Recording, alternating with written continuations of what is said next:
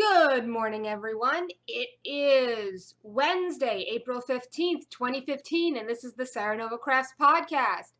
I'm your host, Jessica, and I gotta make a minor camera adjustment right off the bat. Nope. No, a little too far. Sorry, folks. This is on the fly. At least I'm in focus this time. Yay!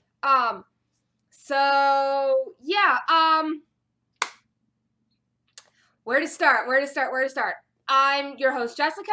You can follow me as Serenova on Twitter. My Ravelry is also Serenova.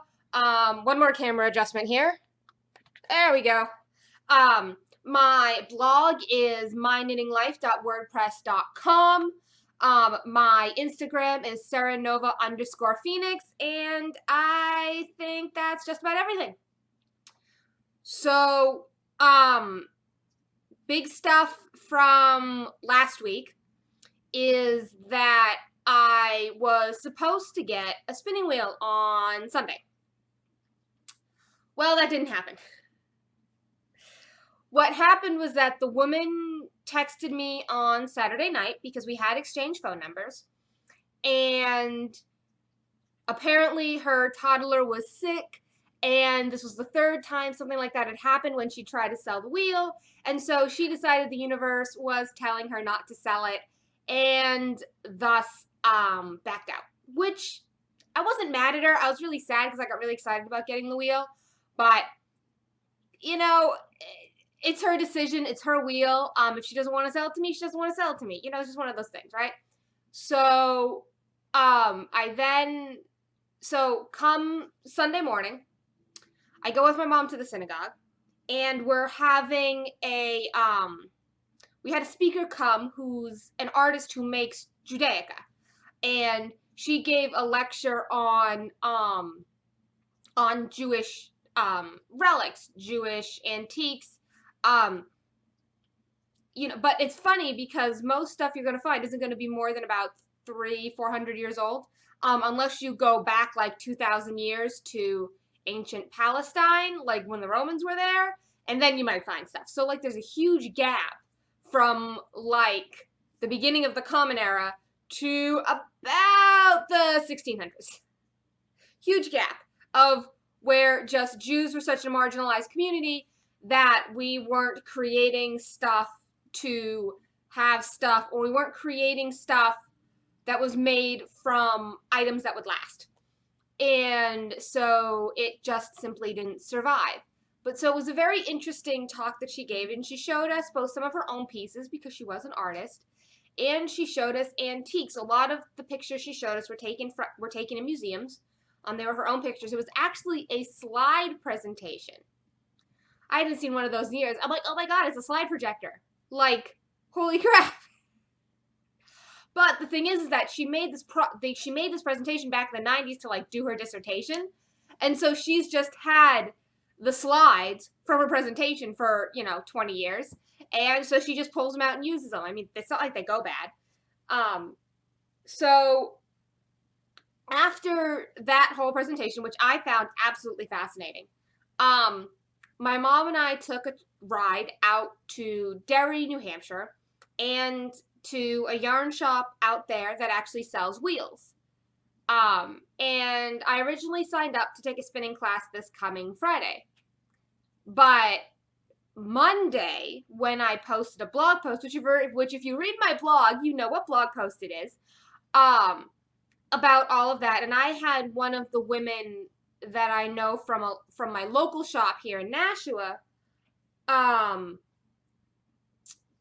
she sent me a private message on Facebook, because we're friends on Facebook, and saying that I should go check out a shop down in Harvard, Mass, because they would let you try the wheels then, because the shop in Derry would not let you try the wheels right there.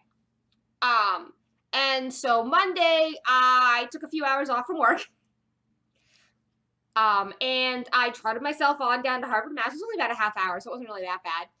And I spent about 2 hours in their upstairs space where they have their like weaving looms, and they have the spinning wheels, and they have like their teaching space. But, she showed me how to thread the spinning wheel to get it going. And I sat up there for over an hour, just playing with all the different wheels they had, except for the one that was broken.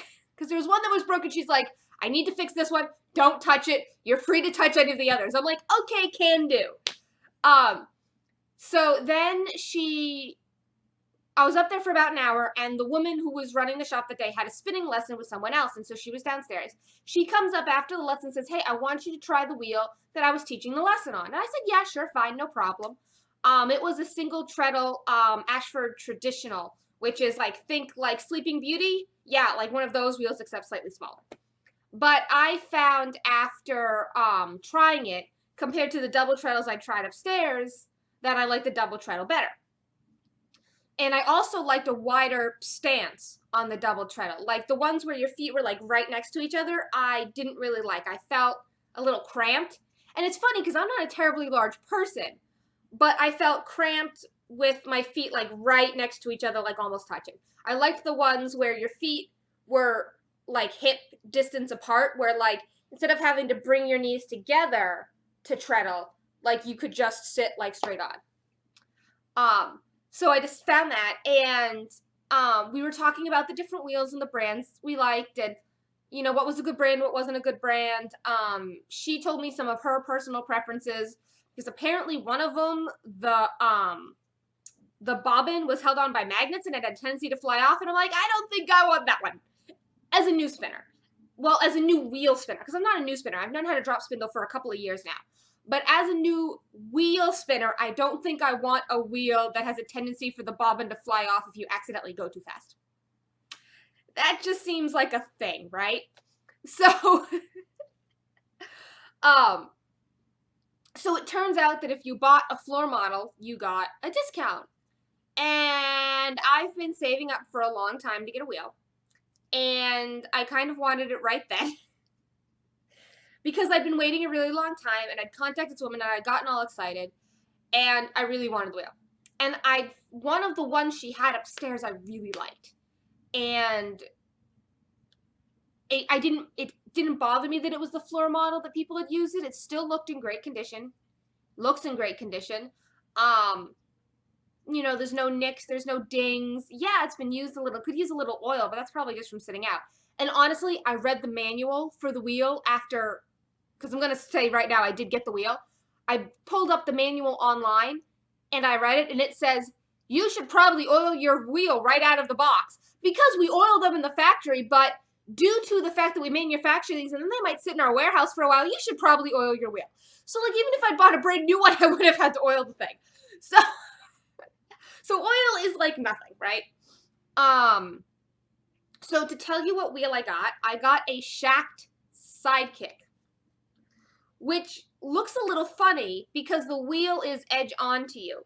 Instead of seeing the wheel, rotating, it's rotating like this towards you, and the treadles are on either side of the wheel. It's an interesting setup, but I really liked it, and I liked how it felt. And I also liked that it folds up into something that's about this wide. And I can put it in a corner when I'm not using it. And it folds down too, so it loses some height when it's completely folded up.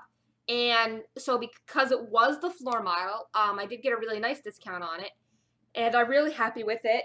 And I proceeded to bring it home on Monday, put it in the room. Now, by the way, for my Facebook friends, it was really funny because I put up a post that said, thanks to the woman who gave me the name of the Harvard math shop. I'm like, thanks to so-and-so, I am going on an adventure to look for a spinning wheel. Literally, that's all I said. I didn't say where I was going. I didn't say, I just said I'm looking for a spinning wheel, right? So I get home and I take a picture of the wheel and I post it on Facebook, and I'm like, the adventure was a success. Because that's just the way I am, and that's just the kind of person I am, and I'm like, the adventure was a success.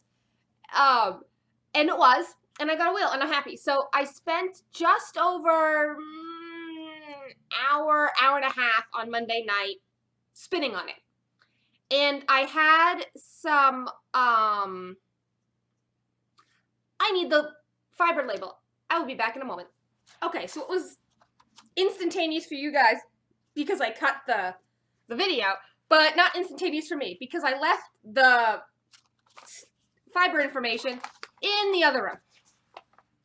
That was good, right? I normally try to gather everything I need for the podcast and have it like sitting next to me on the couch. Because actually this is a really big couch and I can really spread out. But I kind of forgot this. So this is some West Elm Farm. They're in Pembroke, Mass. Some West Elm Farm fiber. Oh, there we go. It's not crooked. Oh, but there's tape on it. There we go. And they're at westelmfarm.com. And the fiber was Romney. And there was originally about 3 ounces in the braid. But when I weighed the braid, there was 2.4. Now, the reason there was 2.4 is because this is the fiber I got from Amanda over at Not a Podcast when she decided she didn't like spinning Romney and said to the first person who responds to like my thread on Ravelry, I'll send you the fiber. And I managed to be the first person to respond because I watched her podcast at like 8 o'clock in the morning after she uploaded it, when it was uploaded at like 10 o'clock at night and nobody else had like watched it yet. So I got it, right? And she used some of the braid because she was going to make, I think it was mittens. But she decided she didn't like the fiber. And so one more camera adjustment here, people. Sorry. There we go. She decided she didn't like the fiber, and so she mailed it to me. Because I happened to be the first one to respond to her call out in her video. So it was about 3 ounces, but I had 2.4 ounces.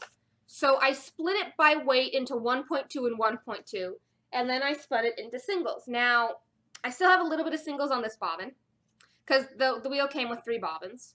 So here's the singles. Now, on my drop spindle, I finally broke the habit of overply.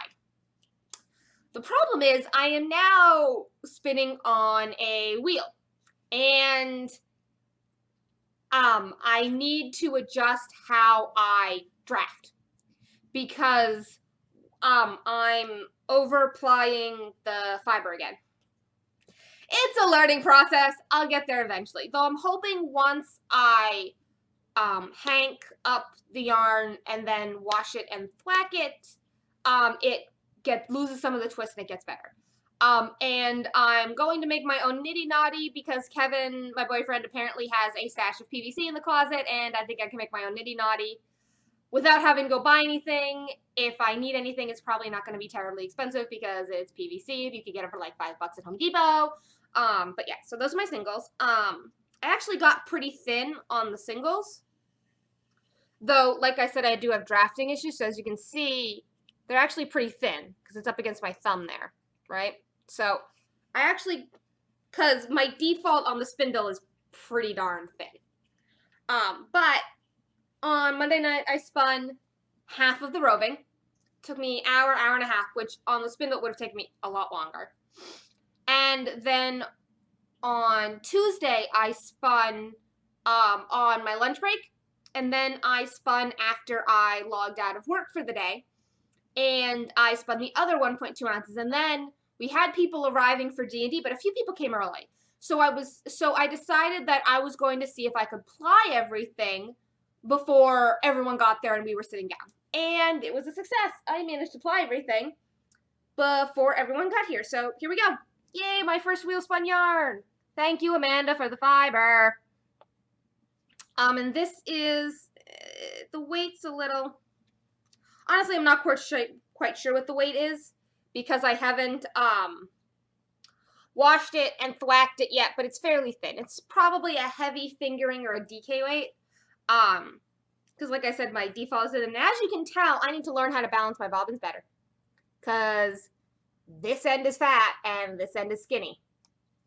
Yeah, I need to get better at that. But there's a lot of things I need to get better at with the wheel. But I have a wheel, yay! And this is still sitting on the bobbin because I don't have a nitty naughty. I need to make said nitty naughty, as I was saying a minute ago. I have been knitting. Don't worry, I haven't just been spinning.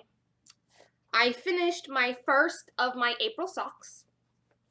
The ends have not been woven in, but I have one, as you can see, the ends have not been woven in. There's a yarn tail. Yay, sock.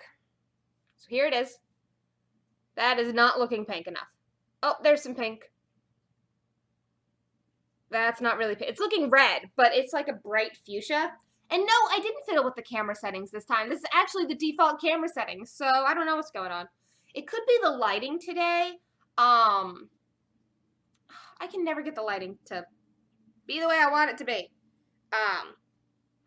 But yeah. So this is a Crazy Zobber Ball by Shopple Wool. The color is Charisma. And I also started the second sock. So here is the start of the toe.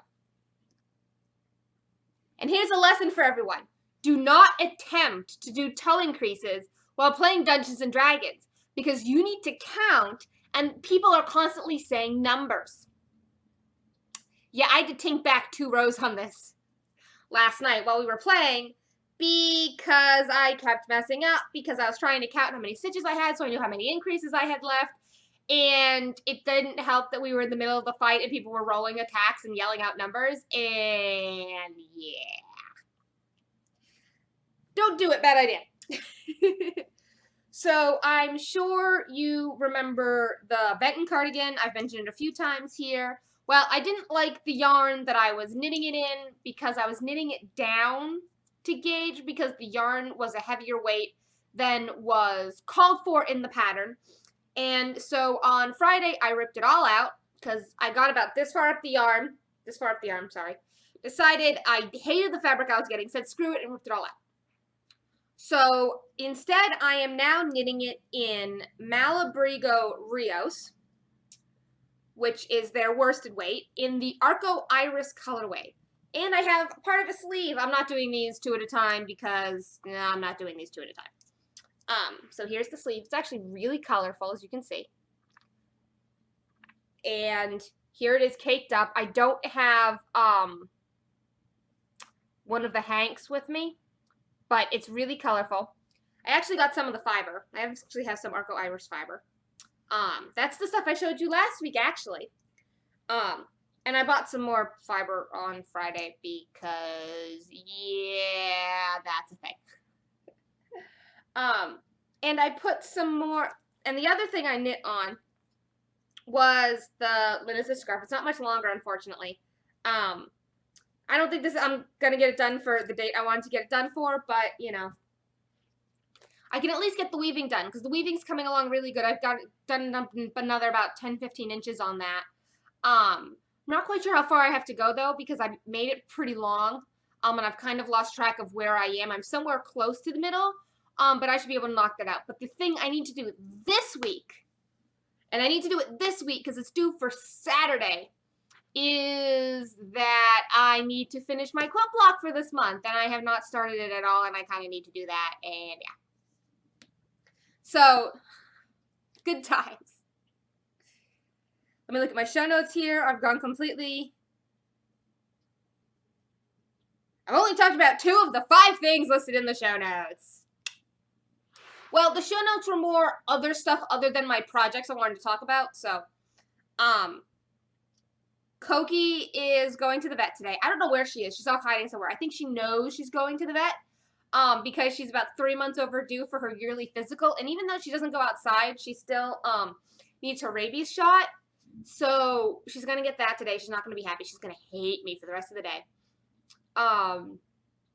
But she's going to the vet. The appointment is at 11:50 and it is currently 8:44 a.m. So she's got a couple of hours before I shove her in the carrier and off we go. But I was actually really worried about her last week because she tried to go outside the litter box, which is always worrying. And I yelled at her for it, and then she hid for like 24 hours, and then I cleaned the litter box. It wasn't that bad, but I cleaned it anyways. And then she didn't use it for like 24 hours, which on like a 12-pound cat is kind of worrying because they're not that big and they can't hold it for very long. So, but she seems to have recovered and is doing better, and I am going to run it by the vet when I see them this afternoon. So, fingers crossed, she's okay. I don't see why she wouldn't be okay. Excuse me, I keep yawning. Oh my god, that's what I get for staying up till almost midnight last night. Because our D&D group broke at around just after 10:30, And then a couple people hung around talking for another half hour, and then Kevin and I didn't get to bed until nearly midnight, and then I didn't fall asleep for a while, so, it was a late night. But I hope Koki's okay, and I'll know this afternoon. The other thing, it turns out, is Kendra, who won the yarn last week, has a podcast, and I didn't know that. So, hi Kendra. I have 3 episodes left to watch, and then I'll be all caught up, unless you've posted another episode since yesterday, which you might have. But I'm not sure, so we'll see. I'm almost caught up. But in the episode, I think it was 9, one of the episodes, because I watched like 3 or 4 episodes yesterday. One of the episodes I was watching yesterday, Kendra was talking about how Star Trek Next Generation got a lot better after a certain point. And by the way, Kendra's podcast is called Such Nice Work. You can find her on YouTube under Cutesy Poo Creations. I will put a link in the show notes. Now to what I was going to chatter about. And so if you don't know what a trope is a set way of doing something that has become a thing that people recognize. So a trope what's an example of a trope? The hero having a comedic sidekick is a trope. There's a whole website dedicated to tropes, which if you want to get sucked into a black hole and lose a whole day, go to tvtropes.org. And that's tvtropes.org. You'll lose like a whole day. But it's funny, is like a lot of people don't know the word trope, but a lot of people can recognize tropes. So like the hero being an outcast, the hero being having a certain type of sidekick. A lot of them I know from anime. So like the magical girl is a trope. The adventurer is it. So like Indiana Jones, the adventurer. Indiana Jones could be considered a trope because he's the thing that everyone thinks of when they think of as like adventurer, right? Star Wars is full of tropes. The whole hero turns out to be the child of, spoiler alert, but that's from the 80s, so I'm pretty sure you know Vader is Luke's father at this point. If you didn't, I don't know what planet you've been on. It's been like 30 years, get over it. Seriously, that revelation happened before I was born. It's not a spoiler at this point. If the revelation is older than I am, it's not a spoiler. That's just a thing, right? So the hero is the son of the evil dude is a trope. The old and wise mentor who then dies and leaves the hero on his own. Obi-Wan dying, leaving Luke on his own. That's a trope. The whole, saving the princess. Though Leia's basically other than when she's in the Death Star, Leia is a self-rescuing princess. And the only reason Leia didn't get herself out of the Death Star is because she didn't have a ship to leave on. I swear that's the only reason. But Leia's like a self-rescuing princess, which, by the way, I want that shirt from Thinking that says self-rescuing princess on it, because that's the kind of person I am, right? So, Star Trek Next Generation named a trope, and the trope is growing the beard. So, it is common consensus that Star Trek The Next Generation got better starting at season 3, which between season 2 and 3, Jonathan Frakes, who plays William T. Riker, who is the second in command of the ship, he's the first officer, grew a beard. And he has a beard for the rest of the series. So he goes from baby-faced, which really, Jonathan Frakes does have a baby face without a beard, to beard. He's like, all of a sudden, like, Mr. I can do things. When before he was kind of a lackluster first officer. But they also, like, did better things with Troy. They changed a whole bunch of stuff between the second and third seasons of that show. And there is now a trope called growing the beard, where at a certain point, something changes, and the show suddenly gets a whole lot better, and everyone thinks it's amazing from that point. So I will agree that the first and second seasons of Next Gen are really hard to watch, that are really hard to get through. But after that, it does get a lot better. And there isn't, unlike some shows, there isn't an overarching plot line. It is very episodic. But there are certain themes they come back to. There are certain reoccurring things. the Borg show up. You have Q. In the later couple of seasons, there's some crossover episodes with DS9, so they bring in that plot line and a little bit of the Dominion War, but not much. But it's funny, the opposite of growing the beard is a trope called jumping the shark, which is even older because it's from Happy Days. Now, you should know what, unless you're not in the US, you should know what Happy Days is. Happy Days is an old, like, sitcom show that was based kind of off of the movie Grease, but not really. It's like the same style as the movie. I don't know how to explain Happy Days. Go look it up. But Happy Days had an episode in one of their later seasons, it might have been the last season, where the Fonz literally jumps a shark on water skis. I think it's water skis. It might be a it's water skis, waterboard. He literally jumps a shark. And that point in a series is, when it's gone downhill, it's all just going to be worse from there, right? So the beginning of Happy Days, like the earlier season and everything, people say it was a really good show. But after the jumping the shark incident, where he literally jumped over a shark, it went downhill from there. So jumping the shark is the opposite of growing the beard. Don't you love how tropes are named? Like, this is a thing, right? So, but watching that episode yesterday with Kendra got me thinking about these tropes, and oh my god, I literally thought she hit the growing the beard moment of Star Trek.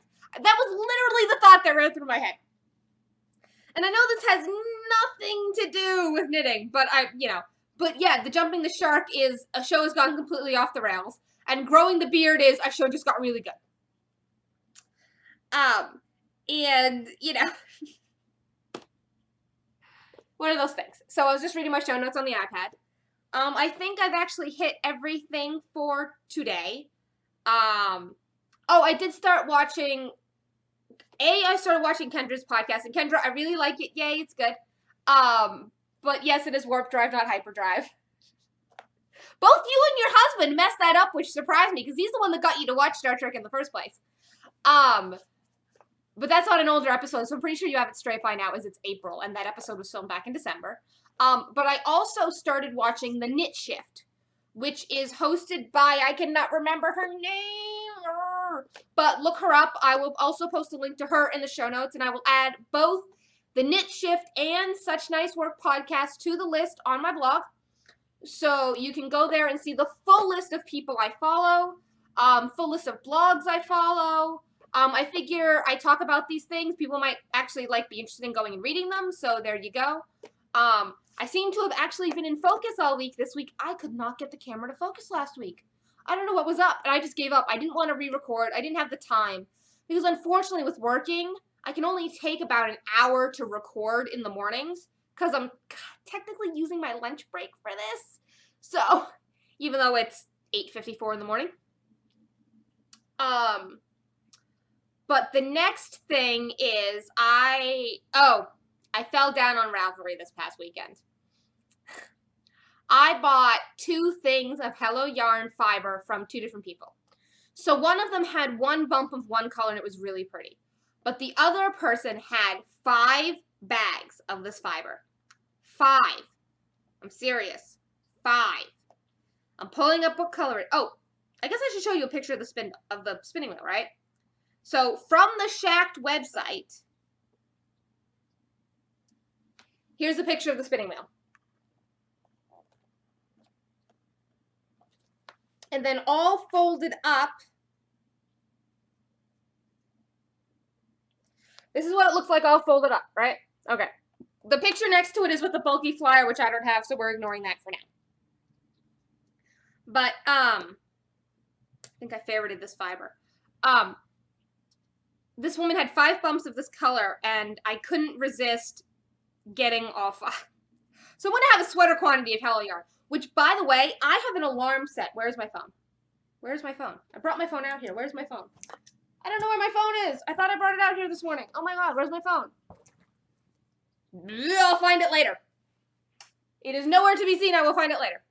I have one more thing to talk about after this. I just lost my train of thought. Hello Yarn is opening her waiting list for her fiber club at 4 p.m. today, right? So I have an alarm set on my phone for 3:55 so that I can go to her group on Ravelry and refresh the announcements page so that as soon as that link is posted, I am clicking it and signing up, because I have found that I am in love with the Hello Yarn colors. And I blame both Kate at Stitch Addiction and Amanda at Not a Podcast, because they both have been spinning Hello Yarn like since I've started watching them, and I keep going, oh my god, I want that fiber. And thanks to Amanda at Not a Podcast is that I know that the Hello Yarn waiting list is going to be open today because she mentioned it in her podcast last week. Thanks, Amanda. I'm like really excited about this. And I also blame her for me going and buying. Okay, I don't blame her, but she was the enabler for me going and buying this Hello Yarn. So I am pulling it up. Where is it? Where is it? She might have taken it out of the. She might have taken it out of her willing to trade or sell already and put it in her sold.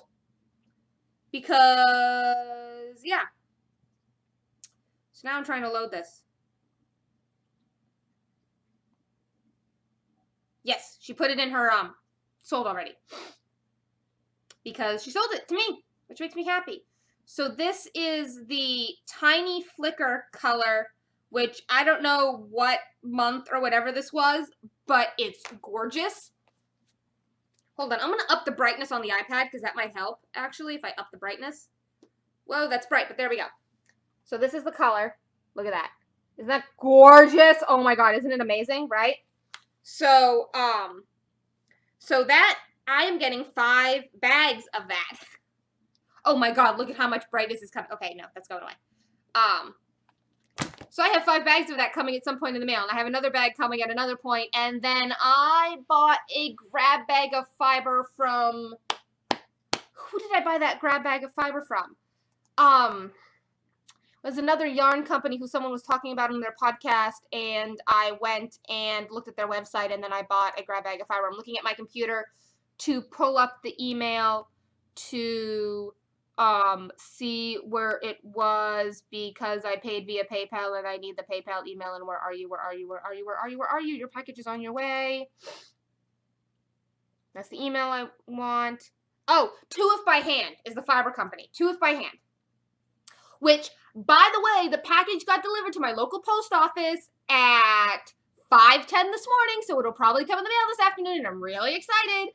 I'm going to be getting lots of fiber this week.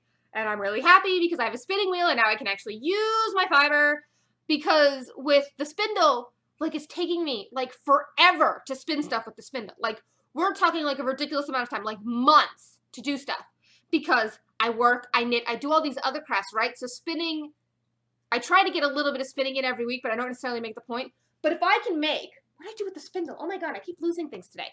But if I can make, you know, where is it? Oh my god, I need my camera so I can see where I'm pointing stuff. If I can make this much in 3.5 hours, I think I'm going to be spinning a lot more. And I also have almost, how much of that do I have? Because I have a ridiculous amount of that fiber. Which, by the way, the lamb fleece I bought from the woman who owns my local shop, I asked her the name of the sheep it came from, and she told me. And I have 25.5 ounces of a naturally black lamb fleece. It's Icelandic. And the sheep's name was Pepper. Because the lamb, the ewe, that's E-W-E-U, for those of you that are a little confused, had twins, and one was white and one was black. And her daughter was, this was a couple of years ago now, and her youngest was 5 or 6 at the time. And her youngest named the twins Salt and Pepper. So I have Pepper's fleece, and I have 25.5 ounces of Pepper's fleece. So I have 25.5 ounces of Icelandic wool. I'm excited about that. Oh yeah, yeah. And I also get 20, I have 24 ounces of 2 different colors of Hello yarn fiber coming in the mail. I have 2 8-ounce braids. I have another 4-ounce braid. I have some Mad Color fiber. I have some undyed fiber I got at Stitches East, where I got a bunch of different ones to try. I have some silk. I have some 100% silk that I can spin. But I think I'm going to be bugging the woman who sent me to Haverhill, Mass to look at the wheels, and I ended up buying a wheel. Yeah, I'm pretty sure she's watching. Hi, Pat. I might be asking you for help or asking her for help if she's not watching. Because I need to know how to set my tension. Now, she has a Ladybug, which is also from Shack, so I'm pretty sure she can show me how to use the Shack wheel. She also just knows how to spin real well, so that's something. I said I was done talking 10 minutes ago and I'm still talking. Yeah, this is a thing, right? I still have one more thing I want to talk to you about that I forgot about because I didn't put it in my show notes, but it's sitting next to me here on the couch. So yeah, I'm gonna call on Pat.